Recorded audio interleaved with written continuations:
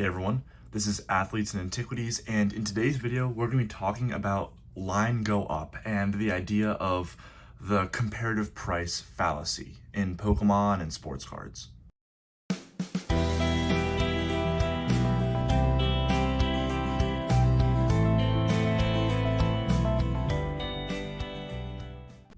So welcome back to the highest production value channel on YouTube with the most interesting background and things to look at. I know my visuals are just always on par, are just, so fascinating, but I'm going to try and put some things on screen so you're not just staring at three cards the entire time.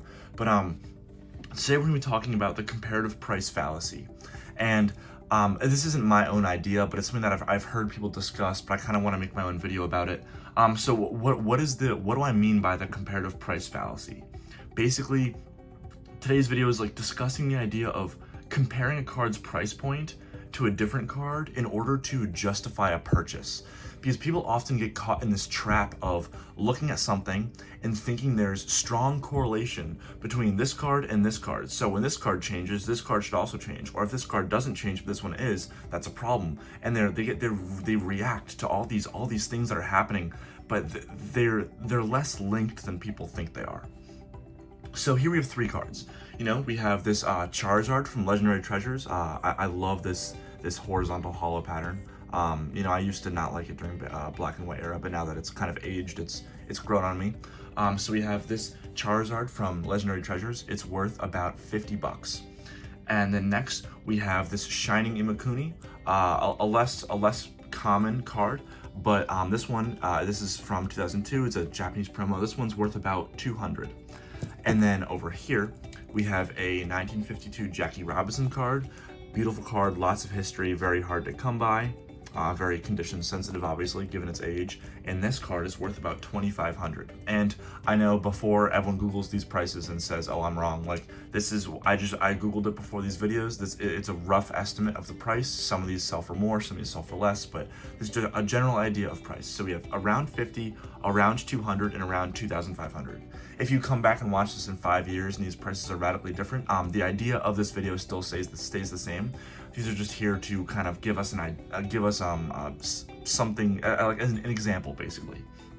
So I'm gonna give you some scenarios. So let's say, given these prices, all of a sudden the Charizard card starts moving up in value, but the Shining Imakuni stays the same. Let's say this Charizard sells for 50, but now it starts going for 100. It goes up in price over the course of a year. Let's say it doubles in value, but the Shining Imakuni stays at 200. Now, all of us big brain investors, we start looking at pop reports. We start looking at the history of the card, all this stuff. We start thinking, hold on, this doesn't make sense. If this card is much less common, this card is more common, but it's creeping up in price to this Shining Imakuni at a rate that I don't think makes sense for what those items are. So therefore, the Shining Imakuni must be undervalued. If the Charizard is increasing, but this one isn't, and this one is a rare item, clearly it's increasing, so I should buy this card now and then sell it for a profit later once people kind of wake up to this. And that's something that happens a lot in this hobby. People kind of have that train of thought, and on surface level, that train of thought is very logical, but that you're trying to use logic in a very illogical market, and that's where people start to get in trouble. So, another scenario. Let's say this Jackie Robinson, $2,500 card. A pretty high-end card. At least for my taste, this is by far the most high-end card I own. Let's say this $2,500 card starts going down in value. Let's say it creeps a little bit below $2,000, drops $500 in value, goes from $2,500 to a little under $2,000. But once again, old Shining Imakuni here, it stays the same. Now what do I think? Do I think that now is Shining Imakuni, is it overvalued now? Because this Jackie Robinson, a much rarer card, much less printed, much more history in a medium that's much more popular. Baseball, at least in America, baseball is much more popular than Pokemon. So because this card went down in value, but this one stayed the same, does that mean this one's next? The shoe's about to drop, and Shining Imakuni, since this one lost $500, would the Shining Imakuni drop 50? Would it go from 200 to 150? Therefore, I should sell my Shining Imakuni now before people start to realize that this card doesn't make sense compared to what else you can buy.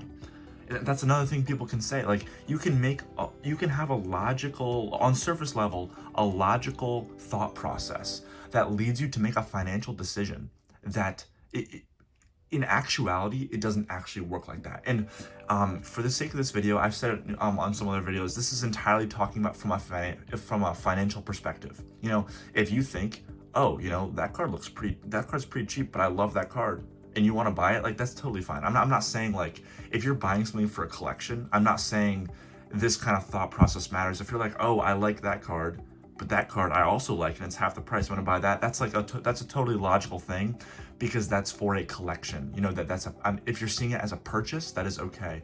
But this is more about if you're kind of playing with money in terms of with a profit incentive.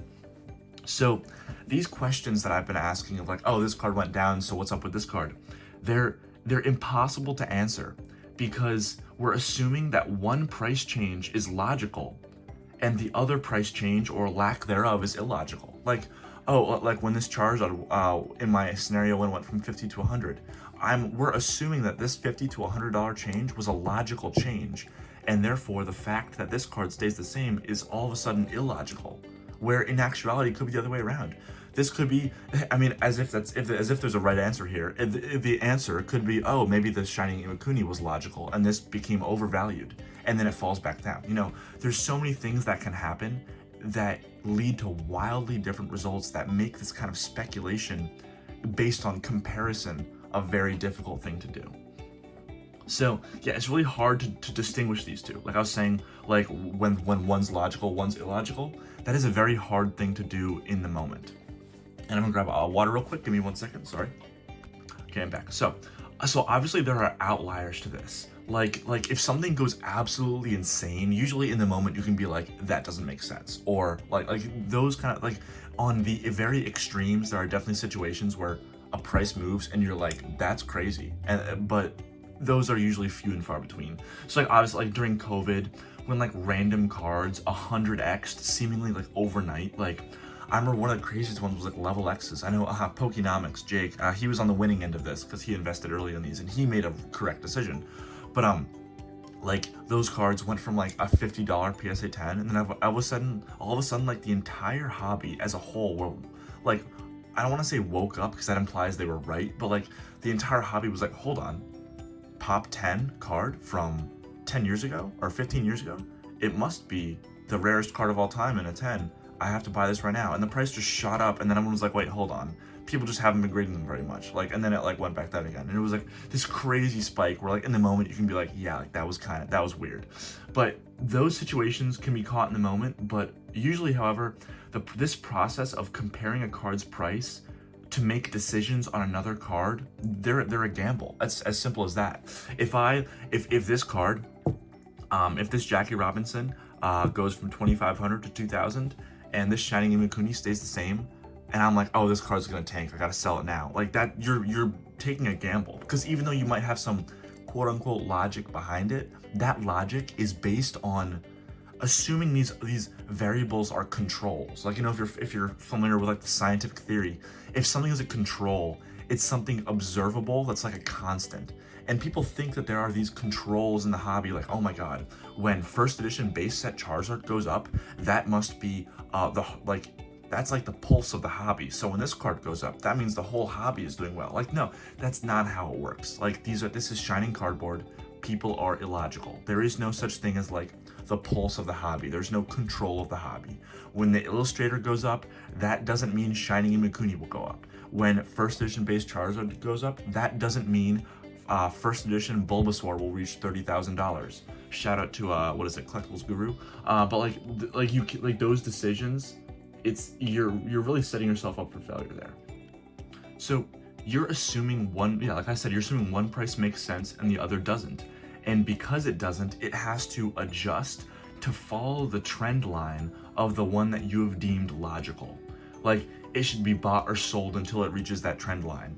Like, if I'll use my hands here so it's gonna look terrible, but like if one card is going like this and another card you think should be on that same trajectory is down here, you're like, oh my God, I have to buy it because it's going to go up in here and meet this trajectory. Like it's not, this isn't a stock. It doesn't work like that. There's not a lot of numbers behind this. It's emotion, and emotion is not, you can't bet on it. So yeah, a person, let's say, I'll give you a situation like with some real world cards. And this isn't hate on any card I mention here. I know I pick on this card a lot, but I do think it's a beautiful card, so I'm just using it as this example. But person A thinks Moonbryon, yes, I know, Moonbryon. Person A thinks Moonbryon is overvalued because the other alt arts are selling for a fraction of the price. But person B thinks that the other alt arts are undervalued because Moonbryon is so much higher. Those are two trains of thoughts that lead to wildly different decisions, but are based on kind of like the same idea. And regardless of what the outcome is, both have faulty logic, even if one ends up benefiting financially from their decision. At the end of the day, trying to assess value compared to the market is a losing game.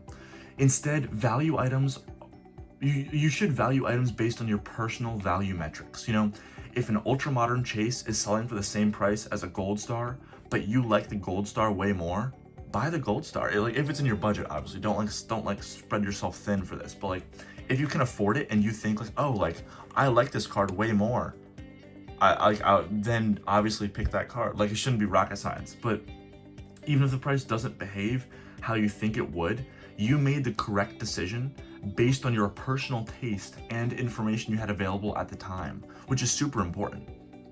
So like, even if the outcome doesn't work out, you know, like, oh, I picked the card that I liked more at this price range. Whatever, it doubled, this card tanked, this card doubled, but at that moment, I think I made the right decision. That's all that matters. And so the second point I want to move into here is organic versus inorganic demand. So a big contributor to price swings is demand, but not all demand is equal. You know, if you're using price movements to compare different cards, but the origin of the demand is different, its fundamentals have nothing in common. Organic demand, and so I'll go over the two. Like, organic demand is when collectors are paying up for an item because they truly love that item and they see that item as a purchase. Inorganic demand is when people are buying the item because they think they can sell it to someone else for a higher price. And so like, you have to be very in tune with the market to understand these things. But if everyone like all of a sudden starts saying, oh my gosh, this legendary Charizard is so low pop. I don't even know the pop. It's so low pop, bro. Like, it's so low pop, so hard to grade, dude. Like, these, like, for $50, like, this is a steal. Like, this is gonna be worth so much more in the future. And those kinds of people are buying it, but that's all you see. That's a lot of inorganic demand. Those people aren't buying it because they just think this card is sick. They might think it's sick, but more of their ulterior motive is profit at the end of the day. And if everybody's buying something for profit, someone gets left with the bag. It has to end up in a collector's hands to really be worth anything. If investors are selling to investors, you're in this like circle of stonks. This circle of stonks starts to take shape, and eventually it has to crash. Unless it ends up in collectors' hands, speculators selling to speculators has to fail at some point. All of a sudden, at some point, people just say like, you know what? I don't know if people are going to pay more for this. And then once they stop buying it, then the whole Jenga tower, you know, starts coming down. But organic demand, it's healthy.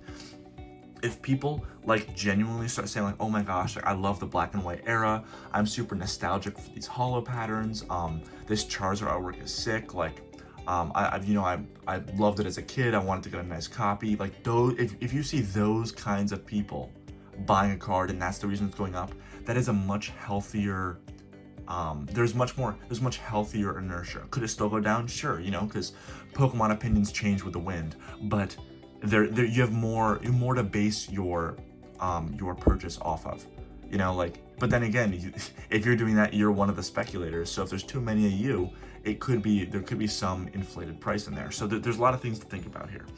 But yes, like, if you start worrying about how other people are valuing things and start to make financial decisions based on that, you're putting a lot of faith in other people being rational, which, you know, as we all know, it's rarely the case, and especially in this hobby. This is an illogical hobby where we buy illogical things, luxury goods that have no intrinsic value, but we continue to do it because we love it. But if that's what keeps this hobby healthy. If those people start to leave, people like you and I who have this actual love for the hobby, and it becomes just people with dollar signs in their mind, then it's doomed to fail. You know, there's an expiration date on that unless something changes.